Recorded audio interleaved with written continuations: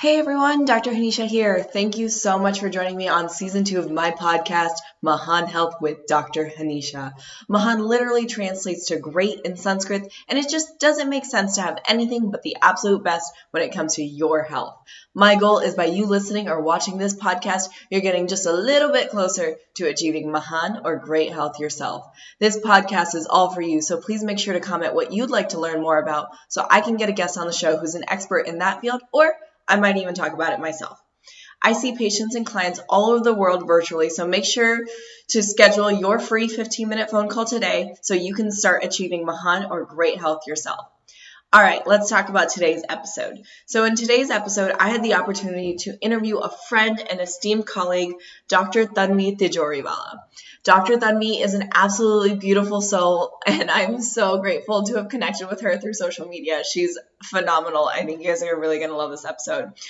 So Dr. Tanvi Tijoriwala, she is a naturopathic doctor and a skin health expert. She helps people dealing with skin conditions of all sorts feel safe and confident in their skin. She runs a virtual practice from Ontario, Canada, and her goal is to empower and educate people on how to get healthy skin through natural therapies and nutrition.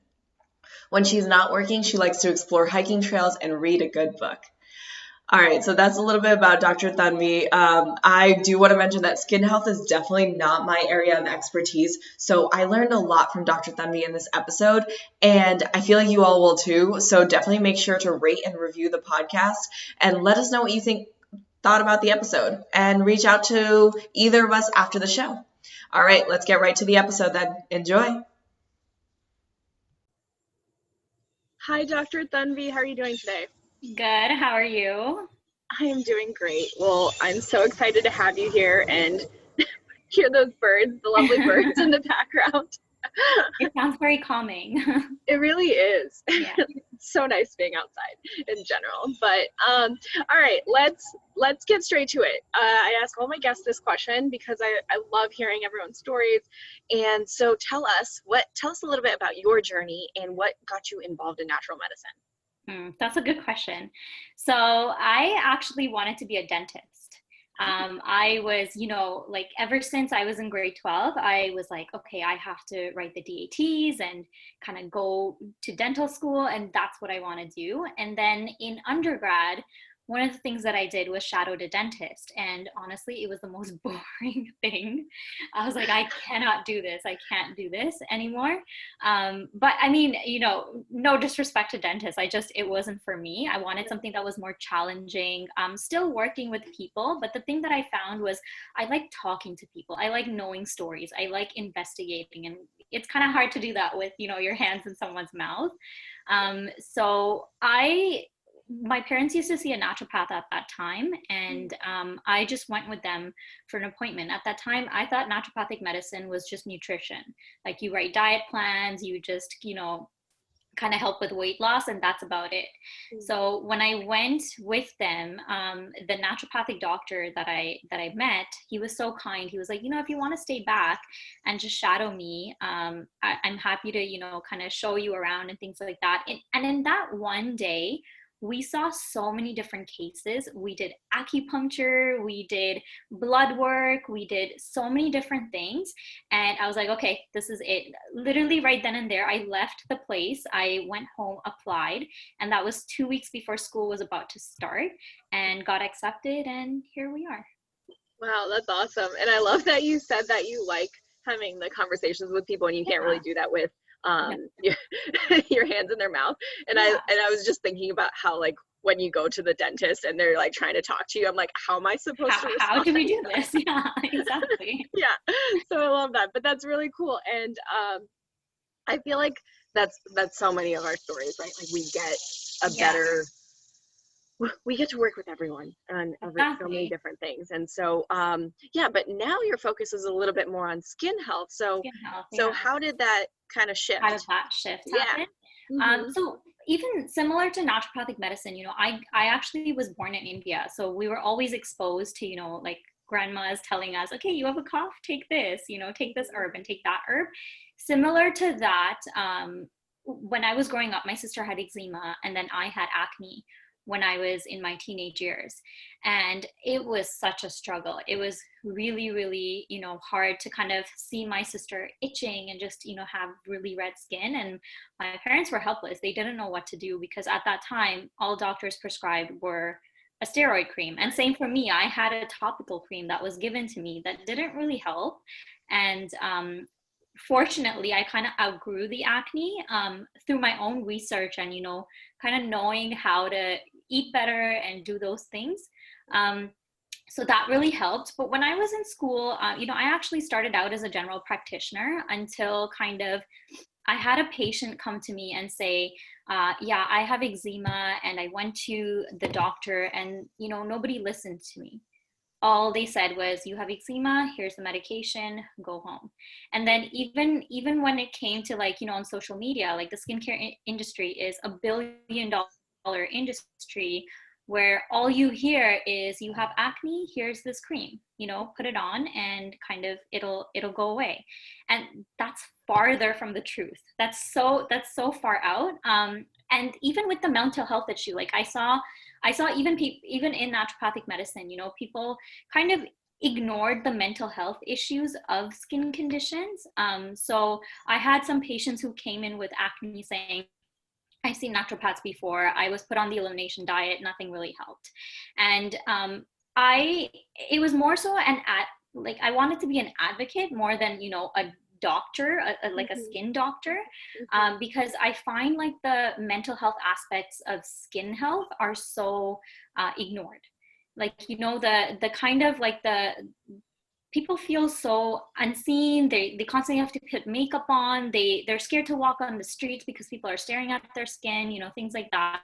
They were kind of ignored. And I really felt very passionately about that because everything that I had experienced in my childhood and my sister had kind of came flooding back, and it's like, okay, this is kind of what I want to do. I want to be a voice for these people and I want to help them in ways that, other doctors aren't able to.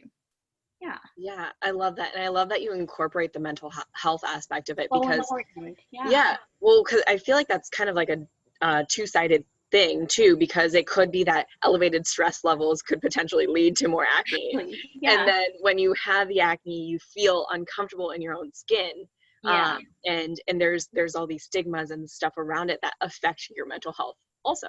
Exactly. The stigma. I like that you brought that up. There's such a big stigma around, having clear skin and being beautiful and being fair and yeah, like all of these things what we expect as like quote unquote beauty. Exactly. Right. And there's so many standards that we're upheld to in general beyond skin, which we won't get into today, but and that's a big part of that cultural shift that I think needs to happen right now. But and I find even with skin health, a lot of people kind of want to go, and this was me too, kind of want to go 0 to 100. I have acne, I want to just have clear skin, but skin healing is never linear. It's always kind of up and down, and depending on what you're doing, when you're doing, you are going to have 1 or 2 acne or 1 or 2 flare-ups kind of pop up. And part of the education picture is also making sure that they are confident when that happens. They're okay with that. I've educated them enough that when there's a flare up or when they have a breakout, they know exactly what to do. So that's kind of, again, I said, I wanted to be more of an advocate than a doctor. Right. And in that way, you're empowering the patients, right? Yeah. And so, okay, so we started talking about acne, but like, what exactly is it? I feel like we know that there's we can get acne, we know it in general, but like what exactly is happening inside of our skin to allow for acne to occur? Yeah, that's such an interesting question because I feel like there's like 4 or 5 processes that are going on at the same time. One of them is inflammation. Just kind of that redness and the irritation. There's a lot of inflammation going on in the skin, which causes the acne. But other parts of it are, excessive sebum productions. Your skin, for some reason, sometimes it's hormones, sometimes it's the food you're eating, is just producing too much sebum. And that kind of clogs your pores and, causes all these breakouts to happen. The other part of it is there's this bacteria called P. acnes, which, that's the part that causes the acne as well. And the other part is, which I find so exciting, is now acne has been called the diabetes of the skin. So they're more and more that they research, they're finding out that insulin, which is our sugar regulating hormone, is playing a huge role in how acne is formed and how it kind of how people have breakouts, basically.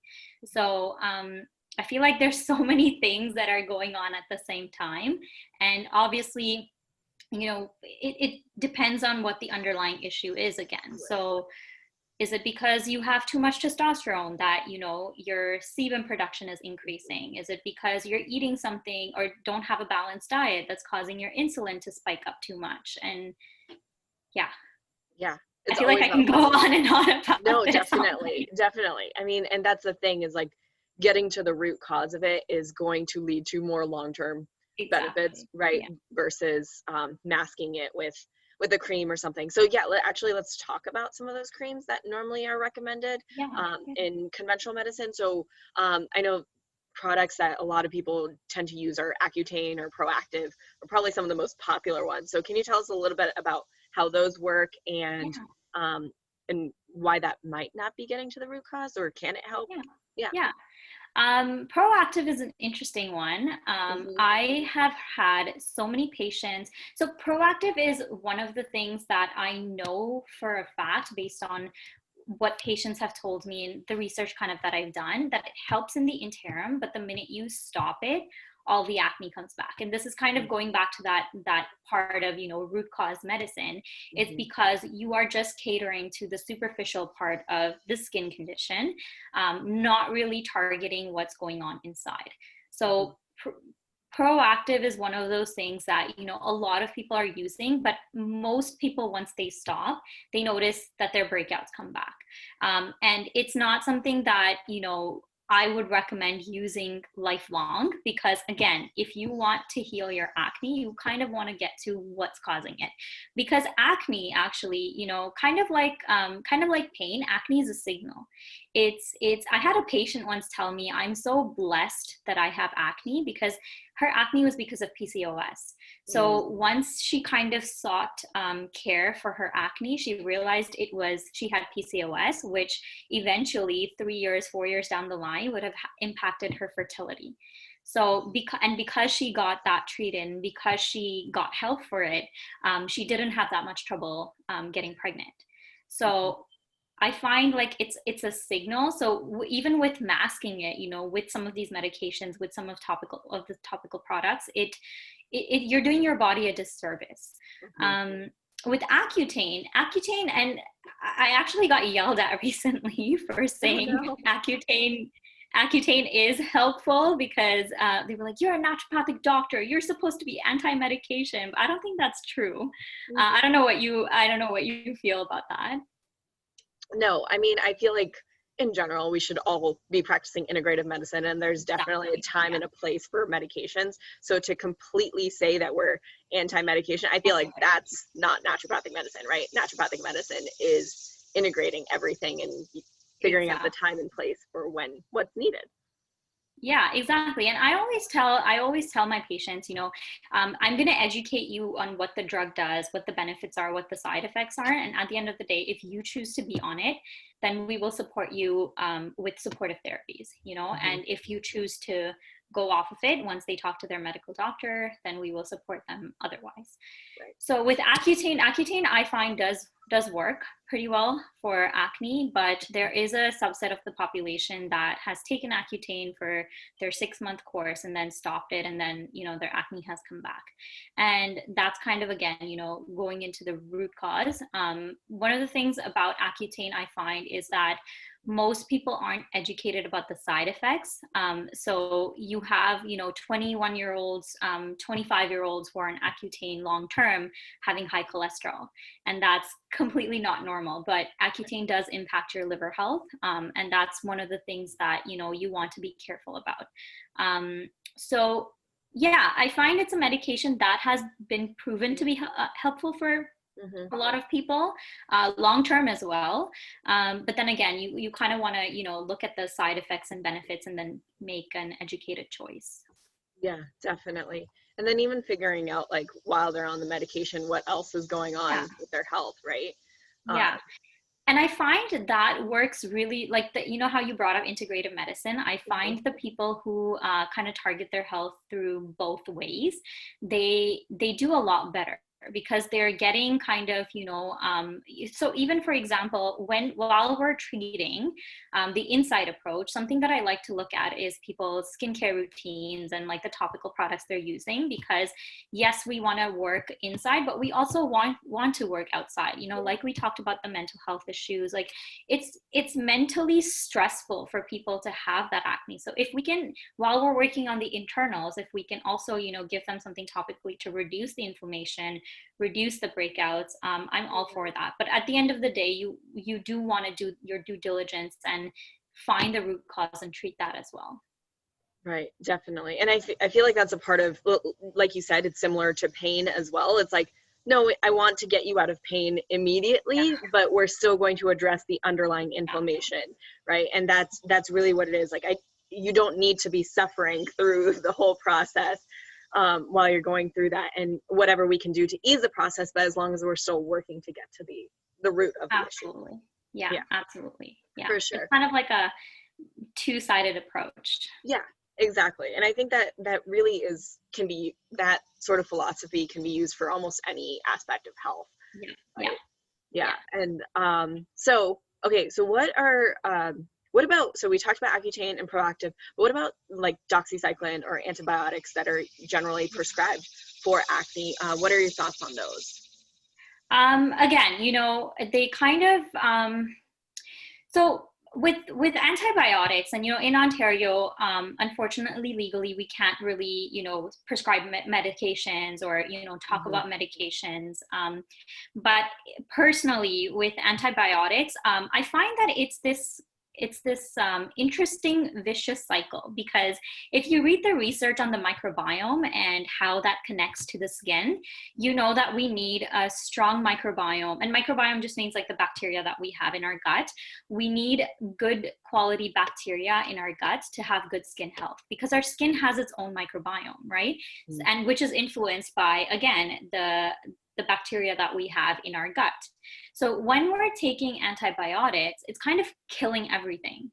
So maybe it can help people who are experiencing things like, SIBO, which is small intestinal bacterial overgrowth, or like gut issues, because it'll kind of clean everything out. But once you stop it, you don't have any good bacteria left.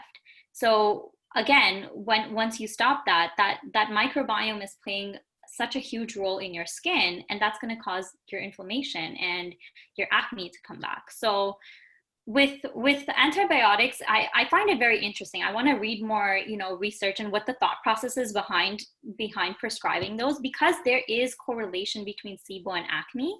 I can see how that can work then, but once it's stopped, you do need like supportive therapies. You do need probiotics when you're taking antibiotics. You do need good food that you're feeding the good bacteria to make sure that you are having that healthy microbiome moving forward.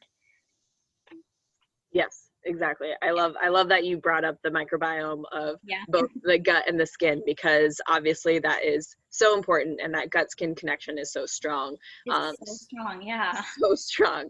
I notice it pretty much immediately on if I'm eating something, right? Like, I mean, so many people I feel like be like, oh, like dairy will make me break out.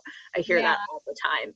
And it's very evident that there is that full connection between our gut and our skin. Yeah, and people get so surprised, they're like, they cut dairy out and they see like a 50% improvement in their skin, and they're like, whoa, that's all I needed to do, just cut dairy out. And here I struggled with so many, spent like thousands of dollars on creams and makeups to cover my acne up, and all I needed to do was take dairy out. Exactly. Yeah. So actually, let's talk about some topicals that you would normally recommend. So like in general, in preventing acne, or if someone does already have acne, what are some topical like skincare things that you normally would recommend? Yeah, that's a good question. So one of my favorite things is tea tree. There's actually research that said tea tree oil topically works as well as benzoyl peroxide. And it doesn't have, benzoyl peroxide is one of the topical treatments that people use to treat acne. And one of the things with benzoyl peroxide is people find like their skin gets very scaly and flaky and very dry. But with tea tree, people don't necessarily have that side effect. If it's used properly. I would never recommend putting essential oils directly on your face. You always want to mix it in a carrier oil. Or use like a gel based formula with tea tree in it. But that works really well for acne, especially if you have very oily skin. So that is one of the things. The other thing that works really well is azelaic acid. So you need at least 20% of it in a cream form to help kind of acne. But azelaic acid is really cool because it's something that's shown to, you know, reduce like redness, reduce inflammation, reduce even scarring. So it really helps with hyperpigmentation as well. So one of the things, you know, that I recently took a webinar where skin conditions show up differently on people of color. And one of the things that research shows is that when people of color have acne, they are more likely to get hyperpigmentation. So you want to treat the acne earlier. You want to address the inflammation earlier because they're at a higher risk for having dark spots and scars on their face. Yeah, so I find azelaic acid is really good for that. Those are kind of like the two topicals that directly target acne, but something that I found is a game changer for my skin has been a toner. Because a toner changes the pH of the skin, like it makes it more basic. So you are basically you're basically changing the environment so that the bacteria that we were talking about, P. acnes, it doesn't grow. And it's a hostile environment for that. So I find like toners have been really cool. Oh, that's really cool. Yeah. Is there a specific type of toner? Because I know like rose has become a really popular herb to have in toners and things like that. Do you have a specific thing that you personally like or recommend? I think witch hazel works really well. Okay. Yeah, because it just kind of tightens your pores, and you can have you tried witch hazel? I don't think so, actually. No? I don't usually use toner, but now I guess I will. You have really good skin, so I don't think you need it. But if you try witch hazel on your skin, you will feel like that tightness because it kind of closes your pores really well. It's an astringent, so it works. Witch hazel works really well. Rose, I find, from what I've read and what I've researched, rose I find is more calming. So it's not necessarily an astringent, and it doesn't kind of close the pores, but it'll help calm the skin.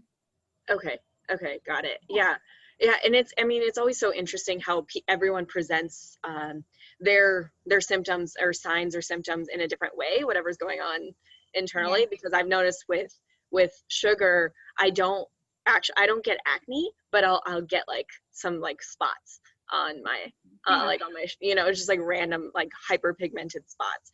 And I've noticed that too. So it is fascinating how that works. But then you did talk a little bit about scarring, which I do actually have some. And so, yeah, do you have any recommendations or like what people can do for scarring? So you said the azelaic acid can be supportive. Correct. Yeah. So azelaic acid has been shown to help with scarring.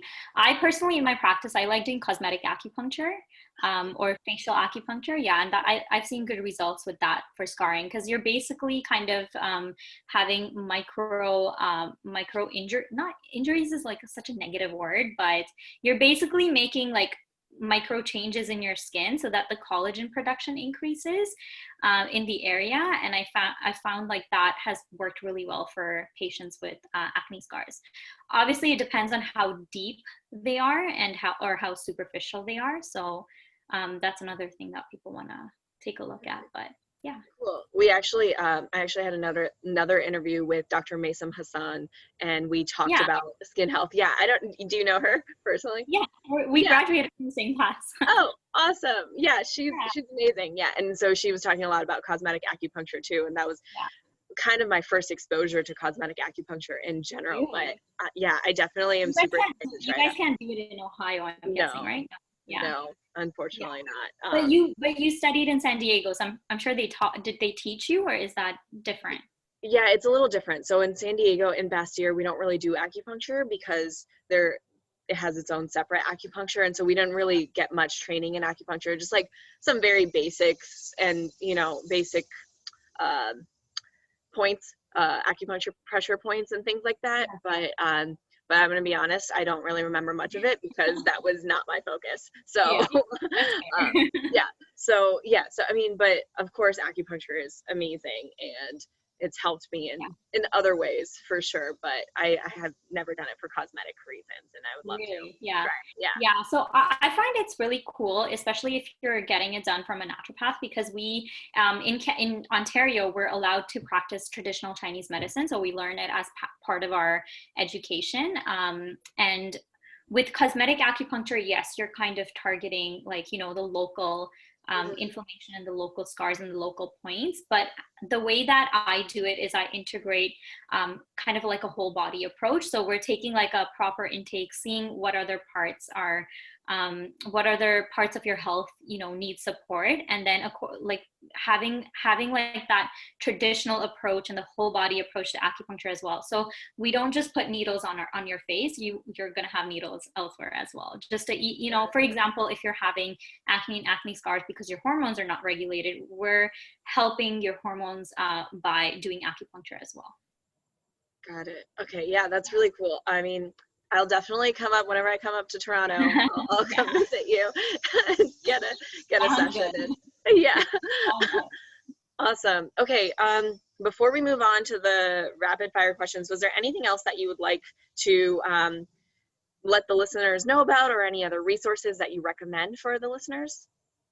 Yeah, that's a good question. So I will always say, you know, if you are someone that is experiencing skin issues, whether that's acne or, you know, psoriasis, eczema, rosacea, whatever it is, when you are looking for a topical approach, try to look more internally as well, because most skin conditions have something to do with what's going on inside your body. So I always like to call it the inside out approach, and that's the best way to, you know, treat your skin. And then the second part is with your skin, you know, you just want to be patient, love yourself, don't be hard on yourself, because I can understand and appreciate it. It must be really hard to, you know, constantly have to face these things in our very social media heavy society. But kind of be patient with your skin, and most importantly, be patient with yourself. Yeah. Oh, I love that. Well, thank you so much for that. Okay, so let's get into the rapid fire questions. These, you do not need to answer them rapidly. It's just a little bit quicker than the first part of the interview. So but, no one-word answers? No, take your time. Take your time answering. So what does, the first question is, what does Mahan Health mean to you? That's a good question. So I used to study in Colorado. I did my master's there. And when I was flying from Toronto to Colorado, there was this lady sitting on the plane next to me, and she was 73 years old, and we started to talk, and she was like, yeah, I'm going to go to the Rockies. I'm going to go skiing and snowboarding and all of these things. And I was like, wow, I want to be you when I'm older.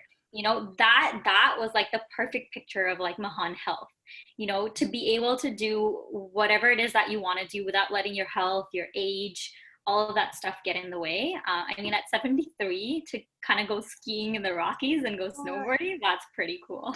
Wow, she's such a badass. I love her. I know. That is so cool. Yeah, I mean, those meetings with people who are, you know, conventionally considered older, and they like, people just assume that as we age we have all these ailments, but like whenever I meet people like that, I'm always so inspired. I met a woman who was like in her 60s, and she was just going surfing, and we took a yoga class together, and she hurt her arm, like I don't know, she had a cast on, and so I was like, oh, what happened? And she was like, oh, I was surfing and a shark bit me. It's whatever. And I was like, oh my God. What? Mahan Health, right there, right? You're such a badass. But like, I don't even know how, like, a shark bit you, and you're so fun. And you're so cool about it. Like, so okay. Funny. She's like, it happens. Like, wow. Yeah. So that's who we want to be. That's who we're exactly. Yeah, that's the goal for sure. But okay, so the next question I have for you, or the next two questions, they could be related, they don't have to be, it's kind of up to you. So what was the most difficult health change for you to make, and what are you currently still working on? Okay. The most difficult health change, funny enough, was eliminating dairy from my diet. You're South Asian, I'm South Asian. We know that our food is so heavy with dairy and sugar and all of these fun things that It's don't so good. It's so good, I know, but I can't eat it anymore. So that was hard. I think COVID, like the lockdown and stuff was such a blessing because it kind of allowed me to step back and create Indian recipes in a more kind of healthy, dairy-free way. So that has been really cool. But yeah, dairy was definitely like the most difficult part to take out of my diet. Yeah, and awesome. I feel like, I don't know, health is something we're always working on, like for me personally, I really don't like working out, but it's something that makes me feel so good and kind of so energetic. So I have to constantly keep, pushing myself and getting in a routine and things like that. So I would say that's one of the things that I'm still working on. But if you have tips, let me know, because I know you woke up early to work out right now. Yeah, I think it's about doing things honestly that you enjoy doing, right? Like I feel like when we make working out more of a chore, it's harder to do, but if it's something that we enjoy doing, like dancing or hiking or something, I really enjoy variety, and so my workouts are different pretty much every day. Like sometimes I'll do high intensity, sometimes I'll do Pilates or bar or yoga. I'm always switching up. Sometimes it's just a hike, I'm dancing. Like I really change it up all the time. I guess as long as you get some movement in, you're good, right? I feel like that's what it is. And I feel like something like in our culture, we have this mindset of like, oh, you work out, you go to the gym, you do this way, right? Or like you take a workout class, and it doesn't have to be like that. I mean, it can. Like I enjoy taking some of these workout classes, so that's why I continue to do it. But if it's not something that you enjoy, then it's gonna be harder to continue doing, right? Yeah. Fair point. Yeah, so I think that's a big part of it. Also, TikTok has helped me dance more, so I appreciate that. I love them. Thanks. I'm literally like, okay, I'm gonna make a TikTok video just because I want to dance. But yeah, and I appreciate like, oh yeah, with the dairy, that's like I said, I totally empathize with that. It's still something that I will still occasionally have for sure. I've completely removed gluten, but dairy, I'm like occasionally. That's amazing. Yeah, gluten was the hard one for me, but then I was like, okay, I can have dairy occasionally, and that's what I've allowed myself. But yeah, send over some of those recipes because I will take them for sure. I will. There's a bunch on my website. Yeah, I'll send you the link. Awesome. Yes, please do. And I think all of our listeners would really enjoy that as well. Yeah. Awesome. Okay, so my last question for you is, if you could have a commercial about anything, so any like a PSA on health, what would it be about and why? On health specifically? It doesn't have to be. What message essentially would you like to send out to the world? Out to the world? Just kind of to, try your best with your health. I feel like a lot of people get so overwhelmed when it comes to getting healthy and, like you said, working out and all of these things. And I think the best advice that I got when I was kind of younger was just try every day. Try every day to do something for your health. One or two things, whether that's change, like eating healthier today, or just working out, or doing stuff like that. Because it does build up over time. It does, and then when we're 63 or 73, we can go surfing, we can go skiing in the Rockies, and that's kind of how I feel like these people maintained their health. They took care of it when they were younger. So that's kind of like the biggest, advice that I would like to give at least the younger kind of generation, or our generation, is take care of your health. Even if that means doing small things every day to support it, because it will pay back when you're older. Definitely. Yeah, I mean, I think that's so important, and I feel like with those women that we spoke about earlier, Yeah. I think a lot of it is just like if you don't use it, you lose it, right? So like a lot of people are like, oh, I can't ski anymore, or snowboard anymore, or surf anymore because I've gotten older. And it's like, no, they likely just stopped doing it, and which is usually what happens. And so it's like if that's something that you want to do and you enjoy doing, keep doing it. Don't Exactly. stop. Yeah, I love that. Yeah. yeah, Whatever you enjoy doing, keep doing it. Don't keep stop. doing it. Yeah, Yeah. don't stop. And then Yeah. have like a good mindset. I feel like mindset is such a huge part of just being healthy, being happy, being present. Right. So that's one of the things that kind of Yeah. would people to work on. Yeah. I agree. I feel like I'm glad that people are talking about mindset so much more because that's something that Oh, like impacts everything, right? Like it impacts our decisions to eat healthier, to work out, to meditate, to do whatever it is that brings us joy, and that's why like even I feel like in our culture we tend to be very negative about a lot of things. So like we call it cheat days or cheat meals, and it's like okay, that's not really, that's making it seem like it's a negative thing to have that ice cream once, yeah. when in reality I like to call it a treat meal because I'm I like like that. I Yeah. don't eat it all the time, and so Yeah. like my normal is like eating my plant-based foods and like whole foods and stuff like that, but occasionally if I want to have, I do have dairy-free ice cream usually, but still like if I do want to have the ice cream, it's still sugar, right? Yeah. And I'm like, okay, this is my treat and it's okay. Yeah. Yeah, Yeah. Yeah. Positive, like a positive shift to your mindset. exactly. I love that. Exactly. Yeah. Awesome. I appreciate that too. All right. So last thing is, where can people find you? People can find me on Instagram. So I'll have like the Instagram handle listed below, but it's at Dr. Tanvi Tijoriwala. I have a website where I post a lot of recipes and a lot of articles related to skin health. So I'll send that over to you as well. And then I'm happy to share my email as well. So if anybody wants to, connect with me or has anything to say, they can email me. Awesome. Well, thank you so much for joining us today. Thank you for having me. This is so fun. This was really fun. I really enjoyed talking to you, and it was so good meeting you finally. Finally. Yeah, after all of our Instagram conversations. Yeah, but like we realized, we've probably met before at one of the naturopathic events. Yes, definitely. We probably have. Yeah. Okay. All right. Well, it was so good seeing you. You as well. All right. Take care. Bye. Well, I hope you all enjoyed that episode with Dr. Tanvi and already feel more confident about the skin that you're in, because the reality is that all skin is beautiful, and with the proper support and guidance, it can be extremely healthy too. All right, I will have Dr. Tanvi's information in the show notes below, and I'm so excited to try more of her delicious skin optimizing recipes, so make sure you check those out as well. But that's all I got for you all today.